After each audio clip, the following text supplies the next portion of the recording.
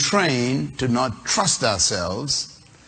We've been conditioned not to believe ourselves. And we've been specially brainwashed to never know ourselves. And this is a reality in our region. That's because our history is a history of oppression. Oppression is designed to devalue the oppressed. Oppression's goal is to break the spirit of the oppressed.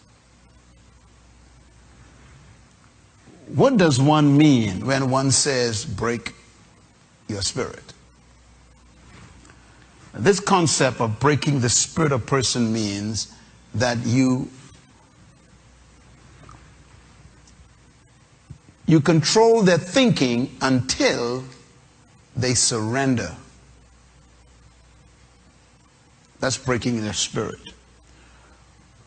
As long as somebody is willing to fight, their spirit is not broken. But when a person surrenders to the context or the environment or to the powers that be and decide, I'm not fighting anymore, I have to accept what is, that person's spirit is broken. And, of course, the oppressor has succeeded. This has happened to us in the Caribbean. Most of us hate to admit it, don't want to even know it. And the saddest part of it is we are suffering from it and don't know. Broken spirits. So we have come to agree with the history of oppression that we are not capable of leadership. And that leadership is only reserved for an elite group of people who are definitely different from we are, and they are chosen somehow by the gods to be superior to us. And so we have surrendered to that context. And they even remind us to, read my lips, stay in your place. You know your place, they say. This concept is real. It still is real in your country right now.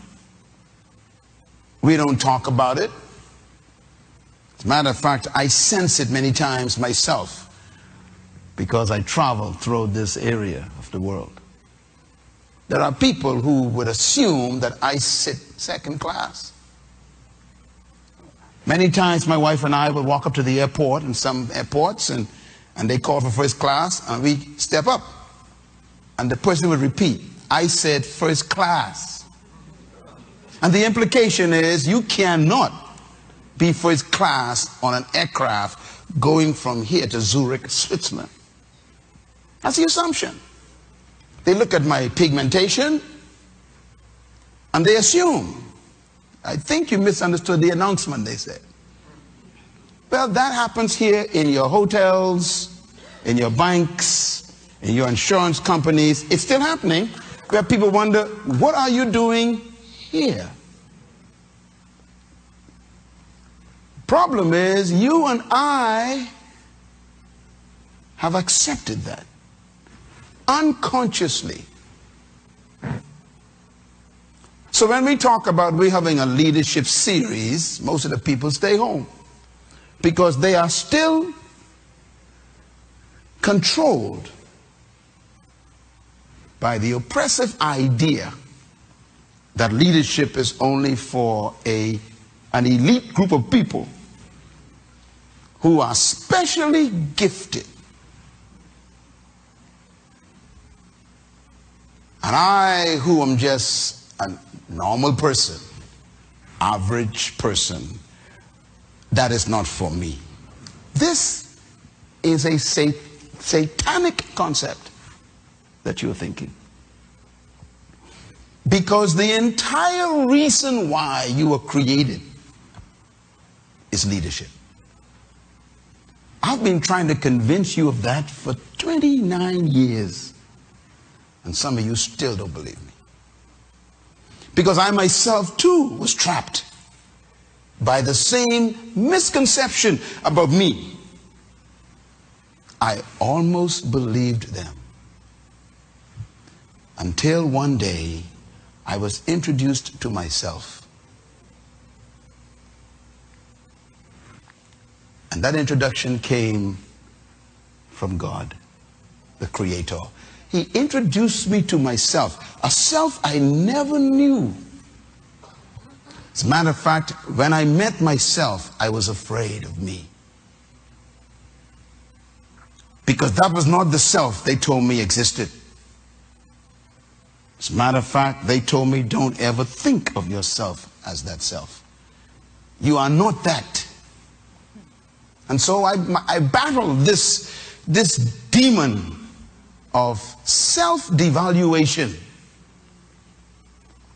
self-humiliation, self-cancellation. What a battle you face.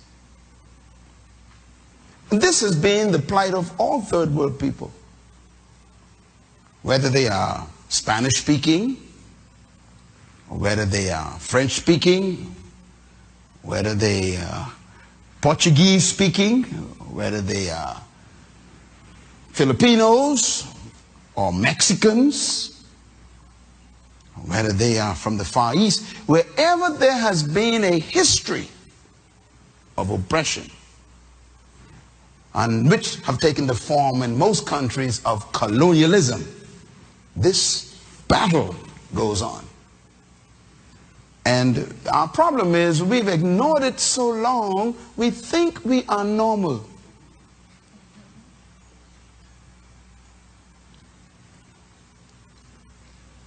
So I want to talk to you for a few minutes about how to become yourself. How to become the leader that you were born to be. But this is my second segment on keys to discovering your personal leadership. I'm not talking about leading people first, because you can't lead people until you know who you are. All of my approaches to leadership training has to do with you first. You don't need a position, you need a disposition. You don't need power, you need to be empowered. And so the problem really is not about people not following you. The problem is you ain't worth following yet. Because you don't even know who you are. Leadership is therefore first personal. Then it's public. And this is the reason why we must first deal with personal leadership. This goes for children and for teenagers and for adults. We all have to discover ourselves. I want to begin with a statement. Look at this picture. I like this picture.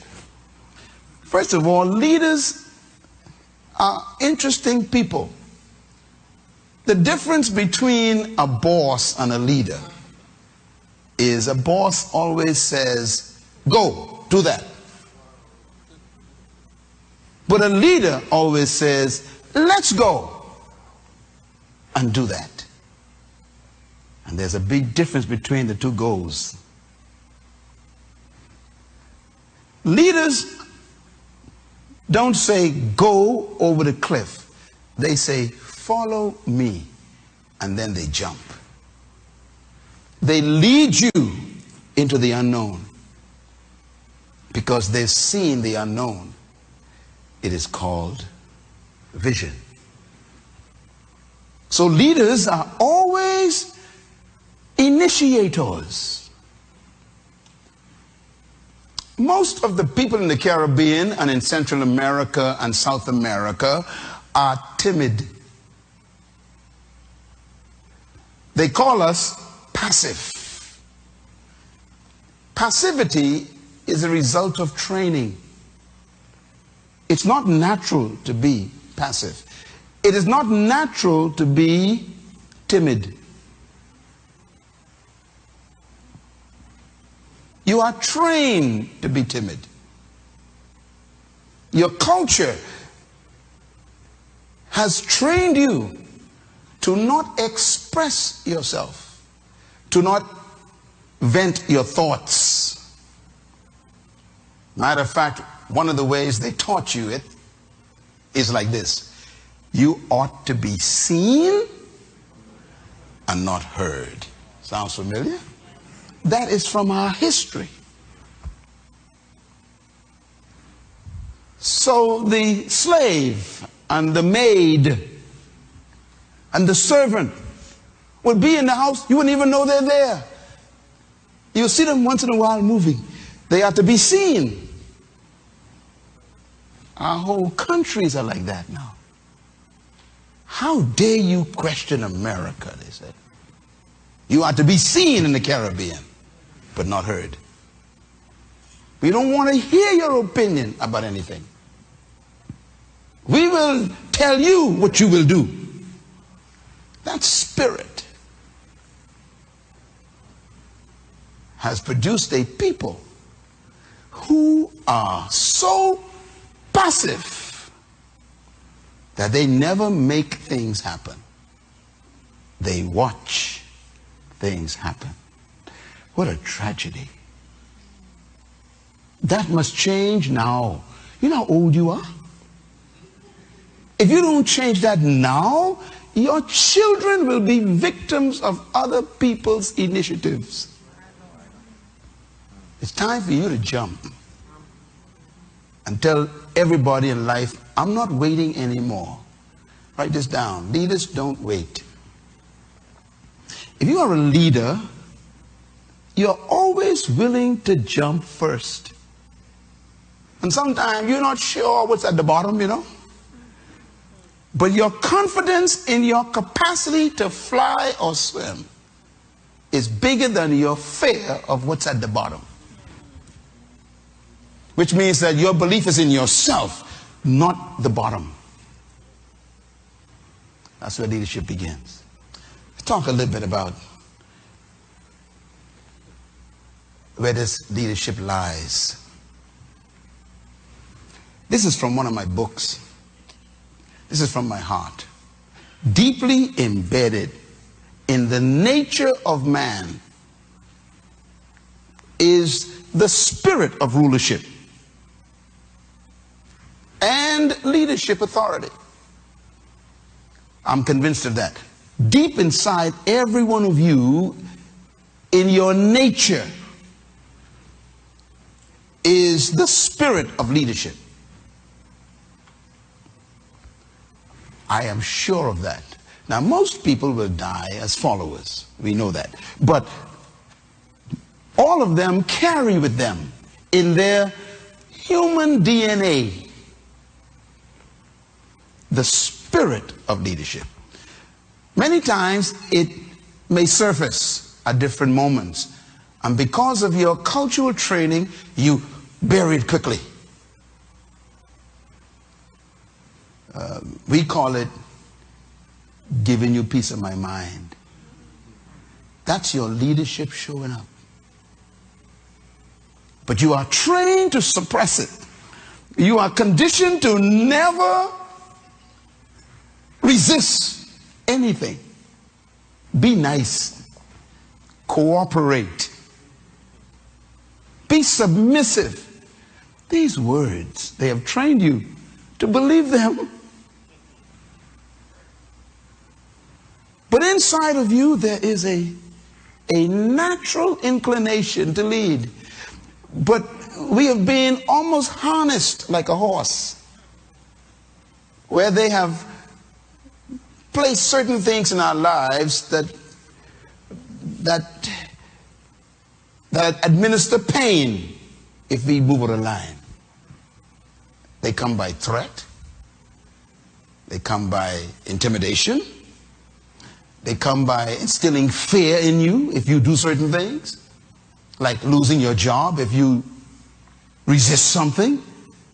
They got these pressure points, like a horse. You know, you control a horse by pain. When you put that stirrup in that horse's mouth, you know, that bridle, that hurts the horse. When you pull it, it hurts the horse. So the horse turns to stop the hurt.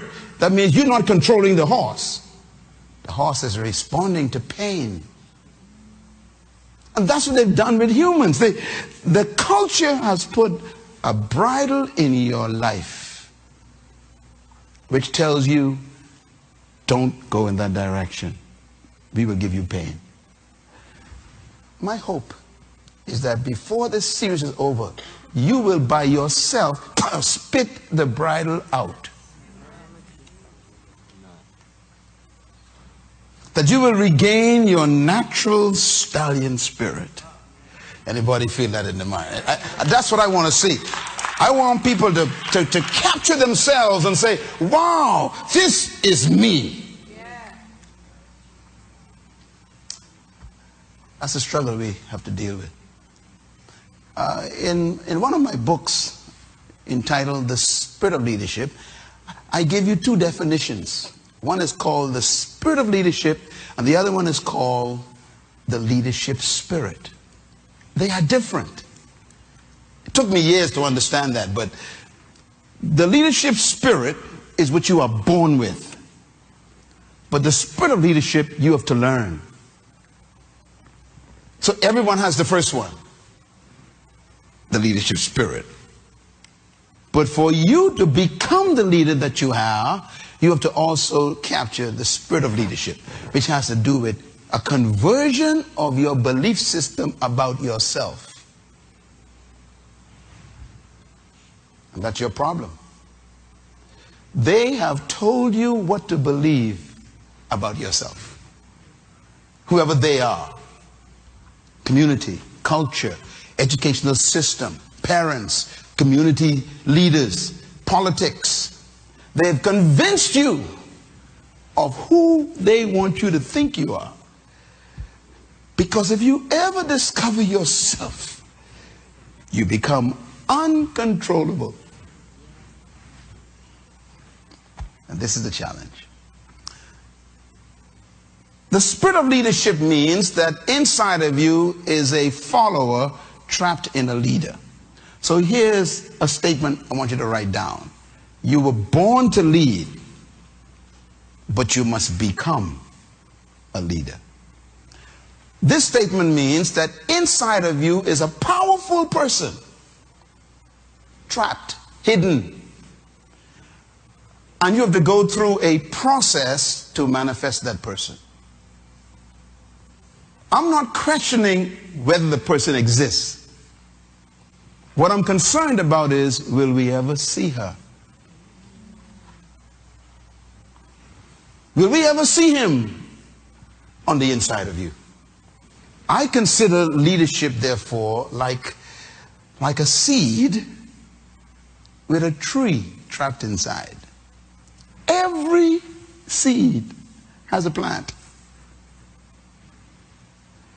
Do you deny that?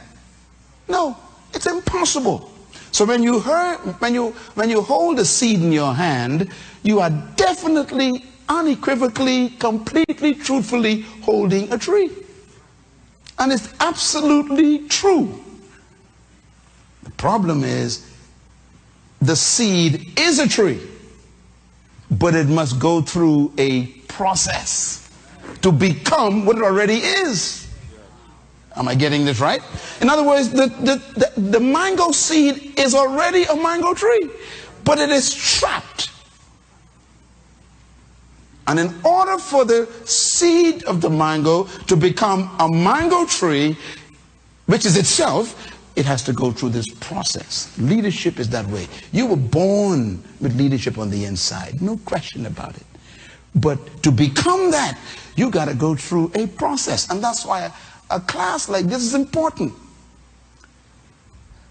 How do you make a mango seed become itself, which is a mango tree with mangoes? First, it has to be planted.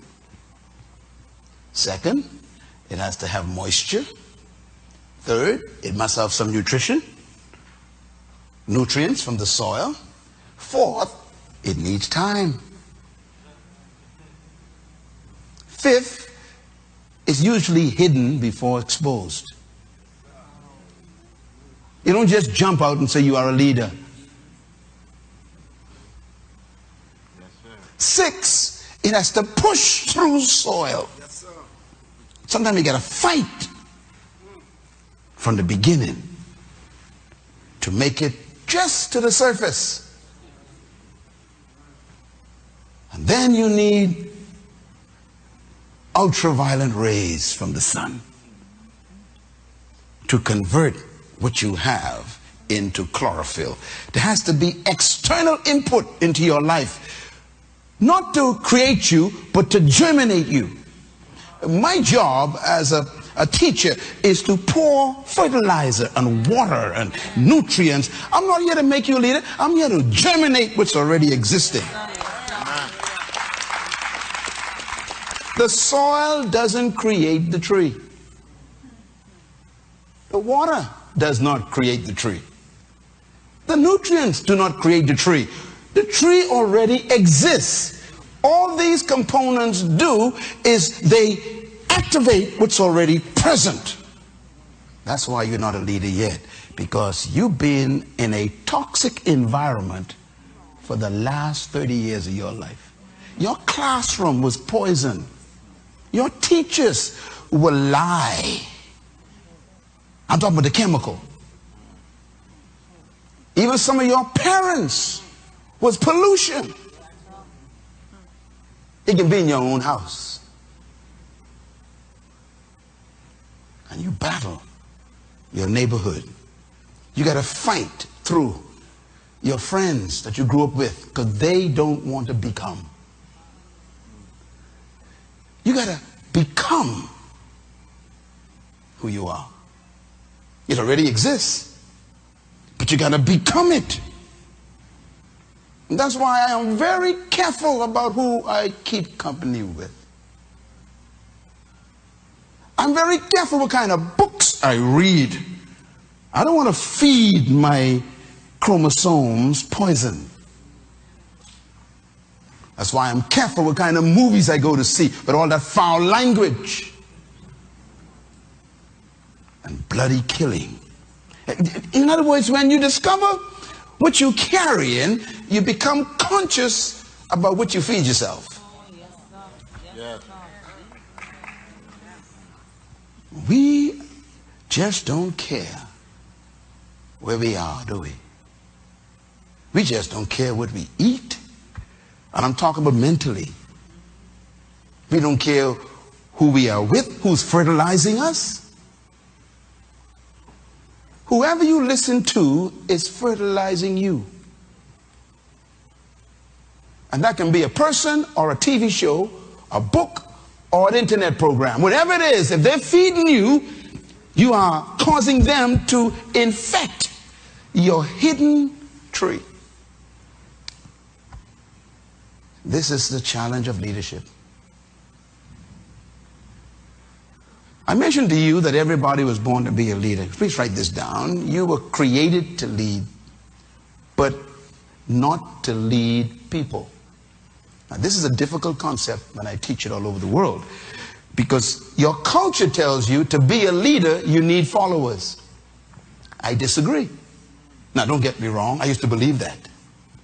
I was taught, and the Chinese have a proverb, I think, that kind of reinforces it. It says, he who think he leadeth and hath no one following is simply taking a walk. That's what the Chinese proverb said. Let me say it again. The Chinese says, he who thinketh he leadeth and hath no one following is simply taking a walk. I used to believe that. I don't believe that anymore. First of all, I don't believe you need followers to be a leader.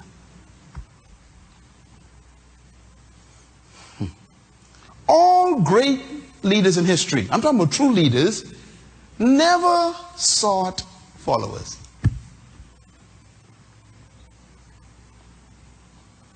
When a person seeks followers, that is proof to me that they are not leaders.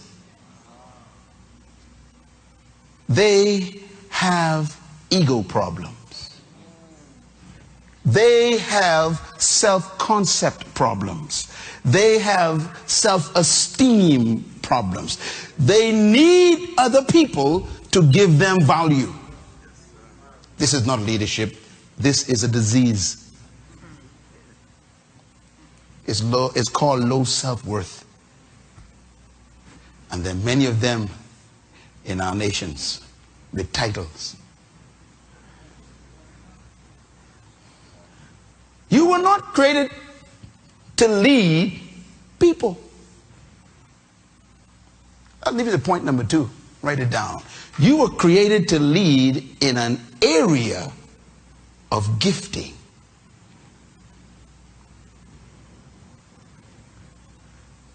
You were designed by the Creator to deliver a gift to your generation.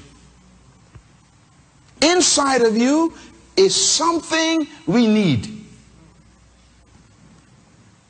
No one came to earth empty. Nobody. Do you know? Let's think about the mango seed again, please. The mango seed has in it a gift. What is the gift in the mango seed? Can you tell me? No, not the tree. The mangoes on the tree. And those gifts are hidden in the mango seed. The tree only exists in the seed to deliver the fruit. I'm talking now. You are a tree. Your gift is the fruit you were born to deliver to us. Now here's what's important then. When you go to a mango tree filled with mangoes, do you go there for the tree? Isn't that amazing? All that hard work that tree did, growing all them years, pushing out its branches, pushing out the leaves, straightening those limbs, working hard. You ignore all of that. You go only for what? The gift.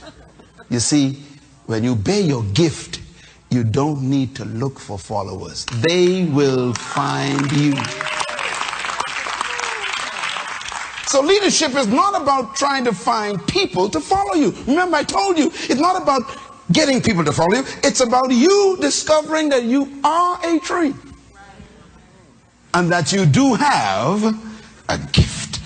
Those two discoveries are dangerous because they suddenly set you free from people.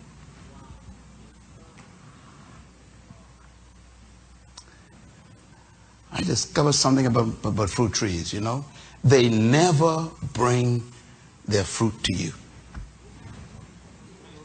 Write that down quick. See, when you know your gift, you don't need to promote it. It promotes itself.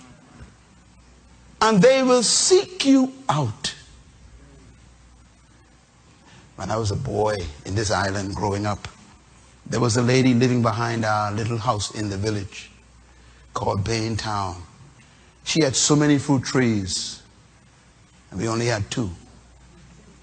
And when ours was empty, us as little boys would look at that fence, 10 times higher than us. But the desire for those beautiful yellow and red mangoes took over our passions for the fence. And suddenly the revelation that we can jump this fence becomes bigger than the fence itself. And we find ourselves achieving greatness. We would leap over the fence. And she had dogs in the yard. It didn't matter. The danger was not as strong as the desire. Say it. The danger was not as strong as the desire. When people see your fruit, they will leap over other people.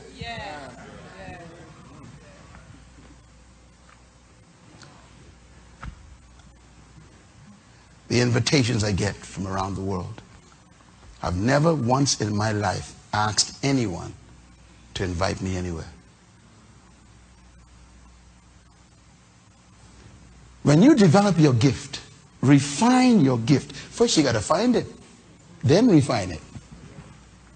And during this series, I'm going to teach you how to find it. Because if you are going to become the leader you were born to be, which I know you are, you're going to have to discover what your gift is. See, if a mango tree decides one day it's going to be a banana plant, the mango tree is confused. And some of y'all are trying to be something you are not now. That's why nobody could find you. At least the point number 3, write it down. True leadership is born when your gift is discovered and you serve it to the world. This is leadership. Leadership is being a servant of your gift to the world. It doesn't mean to be a slave of people. It means to be a slave of your gift.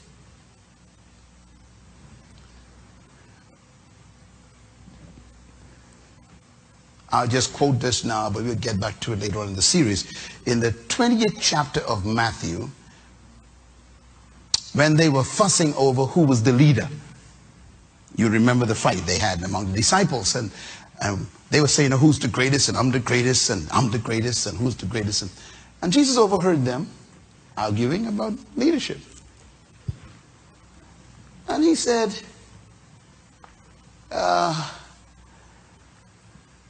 why do you want to be like the pagans who like to lord it over people? In other words, why do you think leadership is about controlling people and oppressing people and being superior over people? He says, that's the way the pagan philosophy is. They need people. He says, if you want to be great, a leader, he says, you don't got to look for people. He says, become the servant of the people. In other words, become the greatest what? Servant. Find something to serve them. You become great.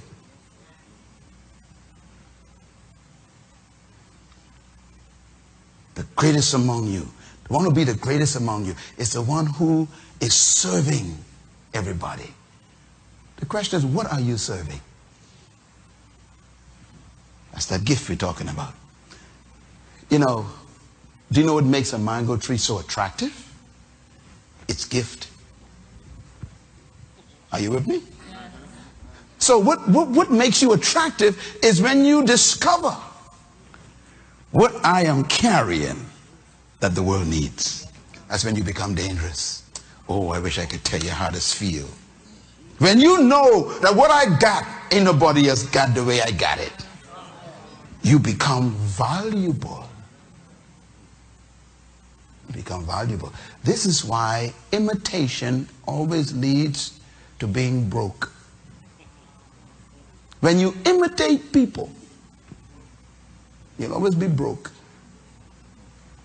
Let me ask you a question. Have you ever gone into a store and saw an imitation bowl of fruit? You've seen them. They look just like the mangoes, just like the oranges. They look just like the banana. So some of you even go anticipating that they're real. Have you ever done that? Oh, tell me, why do you touch them? Tell me, why do you touch them?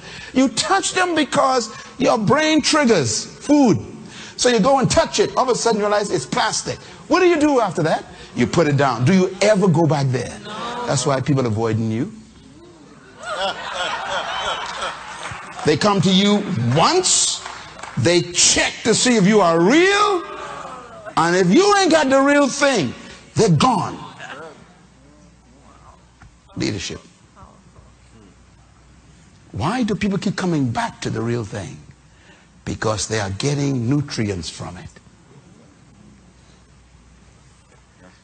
Don't be plastic.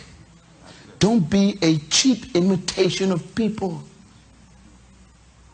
This is why it hurts my heart when I see it. Our young people and our old people imitating people. Some of you have never in your life designed your own fashion. Think about it for a minute. How come you never sat down with a pencil and drew a dress you wanted to wear? You know why? Because you look at television, you look at Beyonce, and you decide to imitate this woman. What's wrong with you? So we have a fashion industry built on your lack of self-love. That's too deep for you. Because you don't love yourself, you need other people's clothing to make you feel valuable. It's called fashion.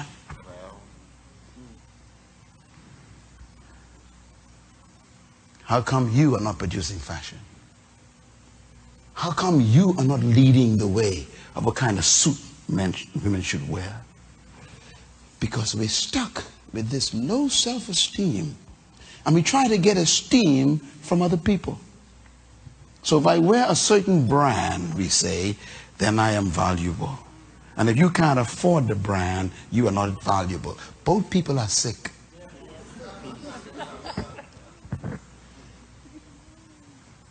Your gift is what you serve. Lead me to number 4. The value in each human is the gift they were born to deliver to the humanity. Please write this down. The value in each human is the gift they were born to deliver to humanity. That's your value. And by the way, your value determines your wealth.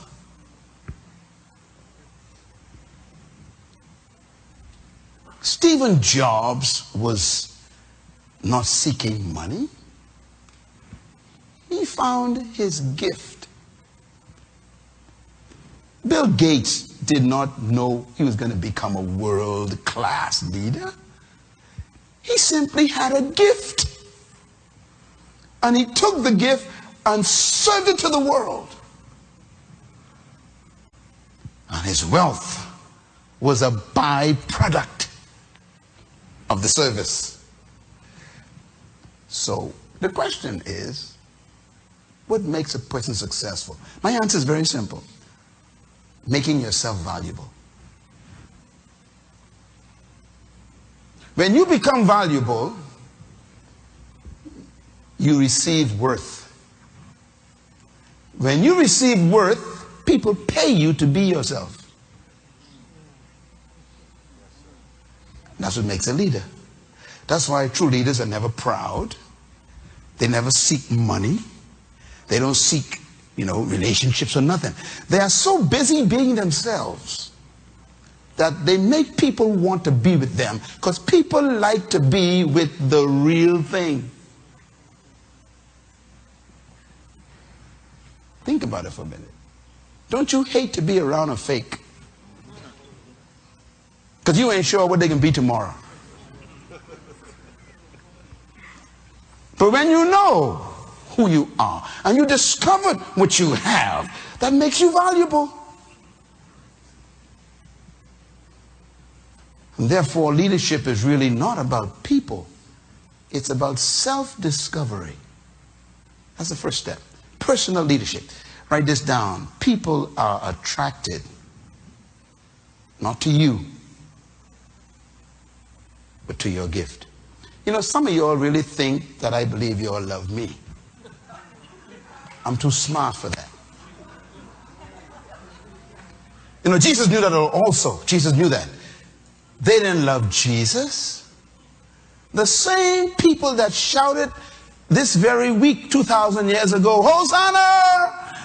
Blessed is he! Within 3 days, they were the same people saying, crucify the brother. Why? They loved his gifts. He healed my mother-in-law. He gave us free fish and bread. He stopped the storm so we could not drown. He cleansed the leper who was my cousin. He cast a demon out of my mother. All the stuff we like, but we don't like him. This is why you don't eat the mango leaves. You don't chew the mango bark. and you don't carry the limb home. You know what you do? You just go there, pick the fruit, turn your back on the tree. That's why you'll never catch me. You will never catch me. None of y'all will ever catch Myles Munroe. I know just why you come to me. You love my gift. I ain't stupid. So that protects me from being disappointed or emotionally scarred by your rejection.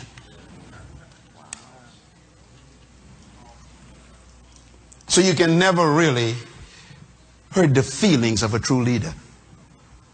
Now they got fake leaders who, you hurt their feelings fast, they compromise. But a true leader is not doing it to get your approval. The leader is doing it because that is what they are. They are mango trees and they serve mangoes. Be that way when you go to school. You must not allow anyone to tell you to be like them.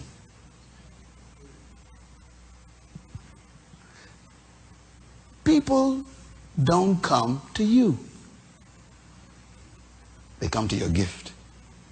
This is why most Hollywood stars and music legends die depressed, sick, drug addicts, poor and broke. Because they confused the fans' love for their gift with their love for them. They thought the fans loved them. And the minute they make a mistake, the fans sacrifice them, burn them up. And they walk away saying, I thought you all loved me. And so they start taking drugs to try and ease the pain. Let me tell you something. They ain't coming to you, sister. They coming for your song. When your song finish, you better have your own hymn to hum to yourself. Do you understand? Leadership is not about trying to get people to like you. Leadership is about you committing yourself to serve the people no matter what, and to serve them with dignity and with class. It's leadership. My friends, here's a young man. His name is Tiger Woods. I love this picture. Now, let me tell you something. Tiger Woods this week just came back. You all know that, right? The guy is on top again. He's #1. Now, do you think they like Tiger? Oh, you know they didn't like Tiger. Now, you see, that's why I use them as an example. They didn't like Tiger. They liked his gift. And now he signed a contract again this week. They said to him, you'll never have another contract. But the guy decided, I may have a problem, but my gift ain't going nowhere. Come on, somebody. One thing with your gift, it never leaves you. Now you can abandon it. He decided, no, I still got this gift. And I'm going to weather the storm. I'm going to make the right decisions. I'm going to confess my mistakes and my wrong and my sin. I'm going to redeem the time. I'm going to put my energy back in this. I'm going to fight through all the criticism and all the hurt and the pain and degradation and all the stuff they say about me. I'm going to still come on that court knowing what they think, because my gift is still with me.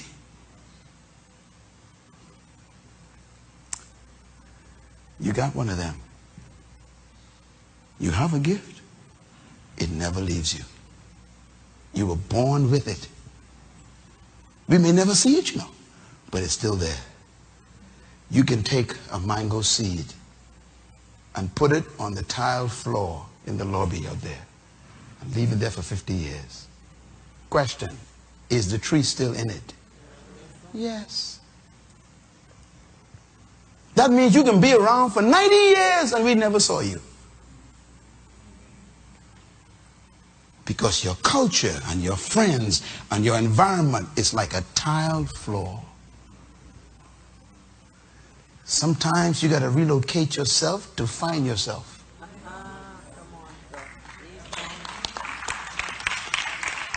Sometimes you gotta leave the most wonderful people to meet the right person, yourself.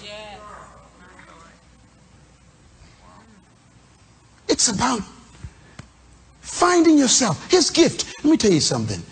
This is my philosophy. This is Myles Munroe's philosophy of leadership. Number one, I believe that trapped in every follower is a hidden leader. Write that down. That is true. I believe that. Jesus believed that. That's why he didn't cancel fishermen and farmers. He knew they were not just fishermen. He actually told the fishermen, I'm going to turn you into a fisher of men. You think fish is the only thing you can catch? Inside of you is a catcher of humans. You're going to influence humans. You're going to do what you did to fish to people. He saw in that fisherman in that little village a leader who would change the world. Trapped. Number two, you were born to lead, but you must become a leader. Number three, you possess the potential and the capacity of leadership. This one is very important. Having the potential and the capacity doesn't mean you will have the experience. Again, let's take a look at the mango seed on the tiled floor. The capacity to become a mango tree still exists. The potential to become a mango tree still exists. But it is trapped and may never come out because that seed has never been placed in the right environment. So it is with a human being. You possess the capacity to lead, but you've been convinced by your history and your culture that you ain't got the capacity to lead. You know, I consider leaders people who made a decision to reject everyone's opinion. A leader is born when you declare independence from other people's ideas about yourself. And until that happens, you're a follower. As long as you need people to like you, you can never be a leader. I am not in the business of having a love affair with people's approval. This is why most true leaders, they irritate you. The irritation comes from the fact that they wouldn't behave the way you want them to behave. That's what irritates you about them.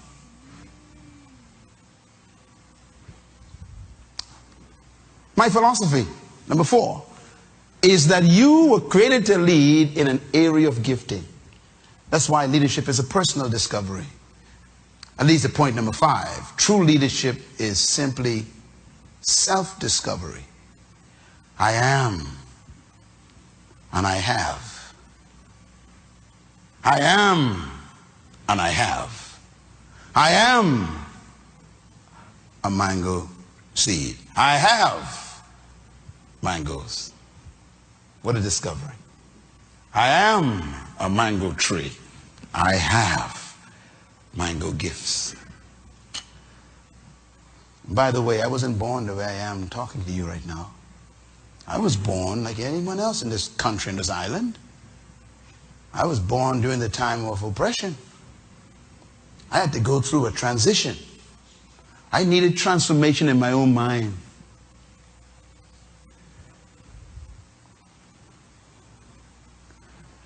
I never sought any of you to follow me. No invitation. Do you know, if you know who you are and discover what you carry, all of a sudden people won't be your friend. Why? Because even the people don't want to be with you for nothing. Have you noticed when you get plenty money, all of a sudden you get plenty friends? They love you. They are coming because of what you got. The same thing is true about leadership. We make many friends because of what we carry. People are looking for your gift. Now, let me wrap this up with a couple of thoughts. your leadership gift. This is important here. Every human came to earth with something that humanity needs. Say that with me. Every human came to earth with something that humanity needs. That's a big statement. And it's true. No one came to earth without something to give their generation. Everybody on this planet, 7.2 billion people, each one of them is carrying something. And this is why I keep admonishing people that the wealthiest spot on earth is still the cemetery. Because people keep taking that gift back to the grave. We never saw it. We never received it. We never benefited from it. And they lived a whole life and died with it. And this is why my number one goal in my life is to die empty.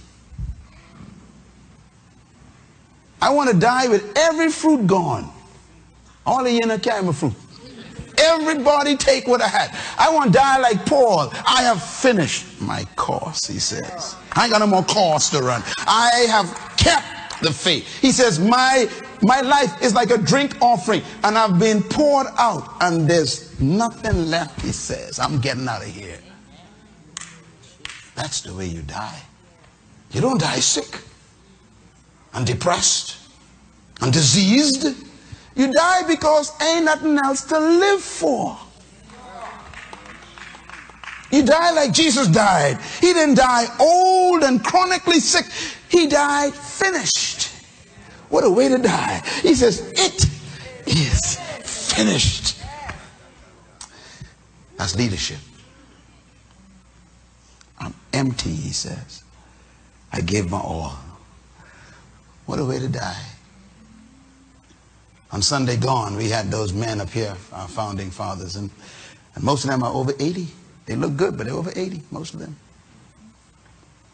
And I sat there thinking, they could afford to die. They could afford to die now. They did what they're supposed to do. They gave us a country. They said, now y'all take care of it. You know, we can't tell you what to do with it, but we delivered it to you. Don't feel sorry for them. Be sorry for yourself, because you're still full of stuff.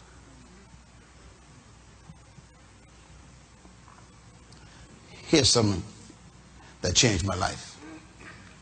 Proverbs chapter 18, verse 16, Solomon says, a man's gift makes room for him in the world, and it brings him before great men and kings.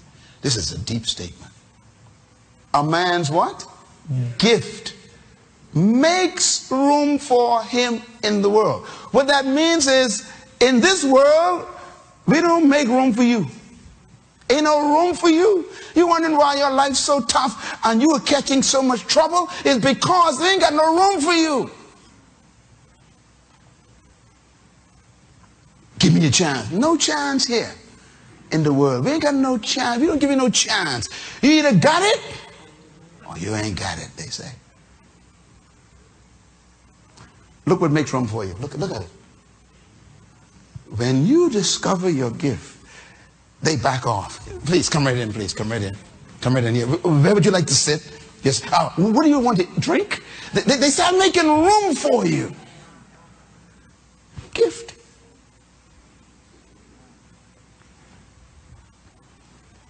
You know, sometimes some of the people in this room travel with me on some trips.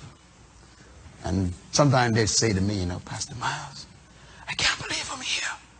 I say, here where? I'm with the Prime Minister of this country. I say, no, just why you here? My gift brought us in this room.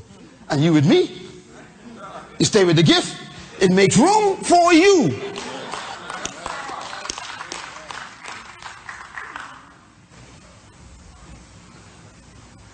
Listen, they are not going to help you.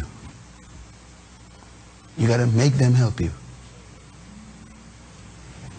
Your gift makes room.